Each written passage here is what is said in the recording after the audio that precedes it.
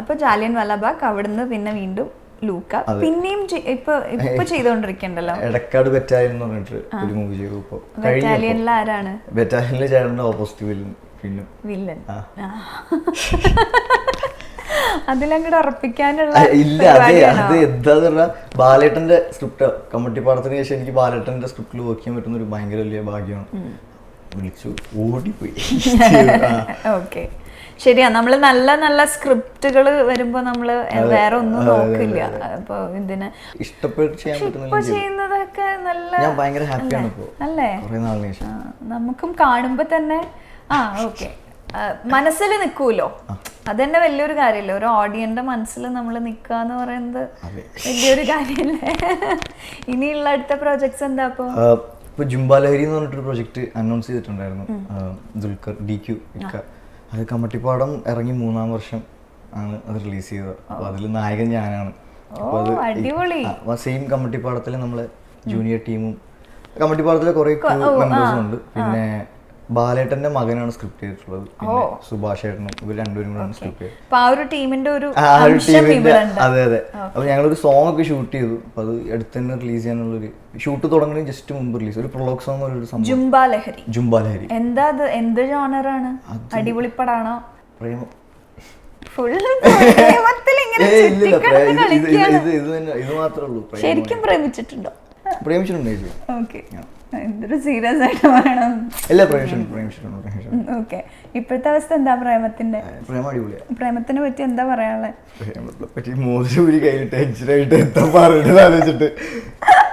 പ്രേമത്തെ പറ്റിയിട്ട് ചോദിക്കാൻ പാടില്ല, എന്നാലും ചോദിക്കാം. എത്ര വയസ്സായി? എനിക്കോ? അത് പറയണോ? ടെൻഷനൊക്കെ കാണുമ്പോഴേ എനിക്ക് വലിയ പ്രായമായിട്ടൊന്നുമില്ല. അല്ല, കണ്ടാ പറയില്ല. അത് സംഭവം അല്ല, പക്ഷേ ബാക്ക് ടു ലൂക്ക അതിന്റെ ലുക്കും അതെല്ലാം നല്ല അടിപൊളിയായിരുന്നു. ഞാൻ മറ്റേത് ഞാൻ വിട്ടിട്ടില്ല. I come back to Premam once again. ഇനി ചെയ്യാൻ ആഗ്രഹമുള്ള ക്യാരക്ടേഴ്സ് എന്താ? ഇനി ചെയ്യാൻ ആഗ്രഹമുള്ള ക്യാരക്ടേഴ്സ് എന്ത് ക്യാരക്ടർ എന്നാലും ചെയ്യാൻ പറ്റുമെന്ന്, ഐ മീൻ ചെയ്യാൻ പറ്റുന്നല്ല, ചെയ്യാൻ പറ്റുമെന്ന് ശ്രമിക്കും ഞാൻ എന്തായാലും. അല്ലാതെ ഒരു പർട്ടിക്കുലർ ഇത് തന്നെ ചെയ്യണം അല്ലെങ്കിൽ ഇങ്ങനെ തന്നെ ചെയ്യണം. എനിക്കൊരു ഫുൾ ഫൈറ്റുള്ളൊരു കരാട്ടെ പടം ചെയ്യുന്നുണ്ട്. നമ്മുടെ മാർഷൽ ആർട്സ് ഒക്കെ ഉള്ളൊരു കുംഫു പാണ്ട പോലെ.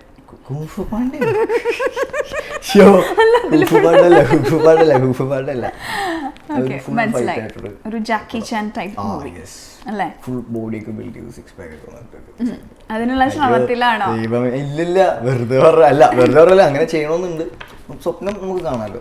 തീർച്ചയായിട്ടും സ്വപ്നം കാണുക മാത്രമല്ല, അതിലേക്ക് നമ്മൾ പോകും വേണം. ചേച്ചി ഫുൾ ബോഡിയൊക്കെ ബിൽഡ് ചെയ്ത് കുംഫൊക്കെ പഠിച്ചു അത് ചെയ്യാൻ ഭയങ്കര പാടായിരിക്കും.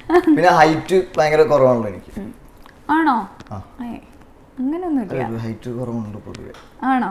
പക്ഷെ സ്ക്രീനിൽ അതൊന്നും അറിയണില്ലല്ലോ. അതെന്താന്ന് എനിക്കറിയില്ല. കാണുന്നതൊക്കെ സ്ക്രീനിൽ ഹൈറ്റ് അതെനിക്ക് അറിയില്ല എന്തോ. ഞാനിങ്ങനെ ആദ്യം കണ്ടപ്പോ അയ്യോ ഇത് ആ കുട്ടിയാണോ എന്നാണ് ഞാൻ ആദ്യം വിചാരിച്ചത്. ഞാൻ ആ ചേട്ടനോട് പറഞ്ഞു, ചേച്ചി കുട്ടിന്നൊക്കെ വിളിച്ചിട്ട് വരിക, പ്രായമൊക്കെ ഉണ്ട്.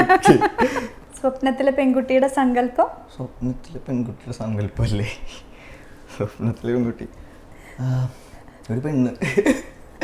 Definitely agreed. അതൊന്നുമില്ല, അതൊരു സ്പാർക്ക്. Okay, spark. ആ സ്പാർക്കിൽ വിശ്വസിക്കുന്നുണ്ട്. പിന്നെ ഓക്കെ, അങ്ങനെ സ്പാർക്കിൽ വന്നിട്ടുള്ള അല്ലെങ്കിൽ വർക്ക് ചെയ്തിട്ടുള്ള ഡയറക്ടേഴ്സ് ആരാ? ആ ഒരു സ്പാർക്ക് കിട്ടിയ ഡയറക്ടർ? രാജീവേട്ടൻ. ഓക്കെ, അതിൽ യാതൊരു ഡൗട്ടും ഇല്ല. എന്ത് ഡൗട്ടുള്ളേ? എന്താ അദ്ദേഹത്തിനെ വ്യത്യസ്തനാക്കണേ ബാക്കി ഡയറക്ടേഴ്സിന്? വ്യത്യസ്തനാക്കുന്നോ? എന്നെ ഓഡിഷൻ എടുക്കാതെ എന്നെ വെച്ച് പുള്ളി അദ്ദേഹം അഭിനയിപ്പിച്ചെടുത്തത് എങ്ങനെയാണെന്ന് എനിക്ക് ഇപ്പോഴും മനസ്സിലായിട്ടില്ല. രാജുവേട്ടൻ പറഞ്ഞൊരു എന്തോ ഒരു മെത്തേഡ് എനിക്ക് പറഞ്ഞിട്ടുണ്ട് ആക്ടിങ്ങിൻ്റെ. അതാണ് ഞാൻ ഇപ്പോഴും ഫോളോ ചെയ്യുന്നത്. അതിൻ്റെ ഒരു പാറ്റേൺ ഒന്നും എനിക്ക് വേറെ ഒന്നും അറിയത്തൊന്നുമില്ല, ആക്ടിങ് പഠിച്ചിട്ടൊന്നുമില്ല. അപ്പോൾ രാജുവേട്ടൻ പറഞ്ഞെന്ന് ആ ഒരു സംഭവം ഇട്ട് ഇങ്ങനെ നീങ്ങിപ്പോണം. ഓക്കെ, സിനിമയിലെ ഇപ്പോഴത്തെ സുഹൃത്തുക്കൾ? സിനിമയിൽ ഒരുപാട് സുഹൃത്തുക്കളുണ്ട്. ടോയ് ചേട്ടൻ ഭയങ്കര അടുത്ത സുഹൃത്തല്ല, ചേട്ടനാണ്.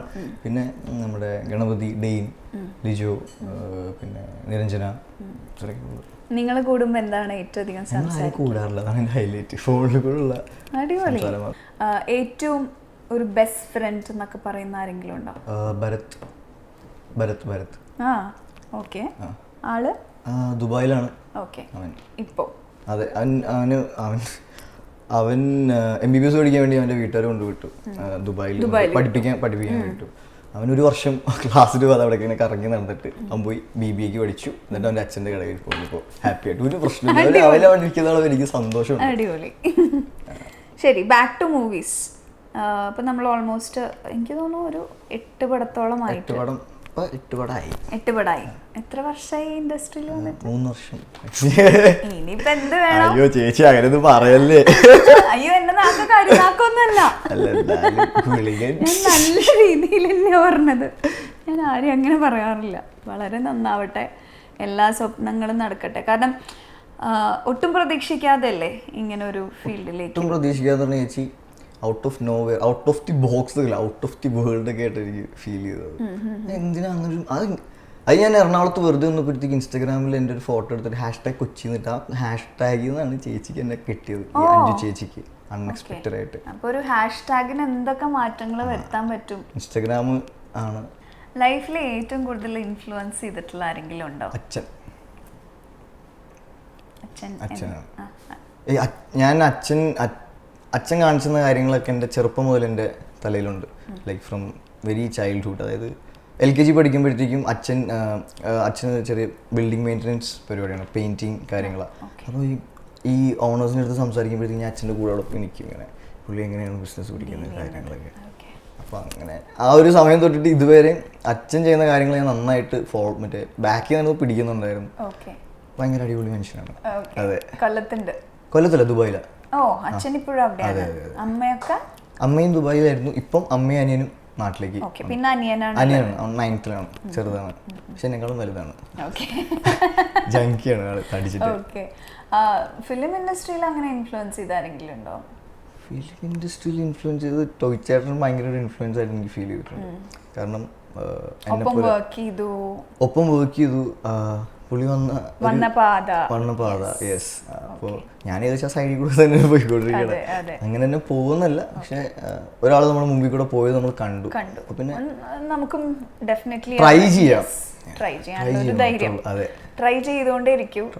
നല്ല മൂവീസ് വരട്ടെ, നല്ല വേഷങ്ങൾ കിട്ടട്ടെ. All prayers. അടിപൊളിയാവട്ടെ. ഇനി മോതിരം ഊരണ്ട. അയ്യോ.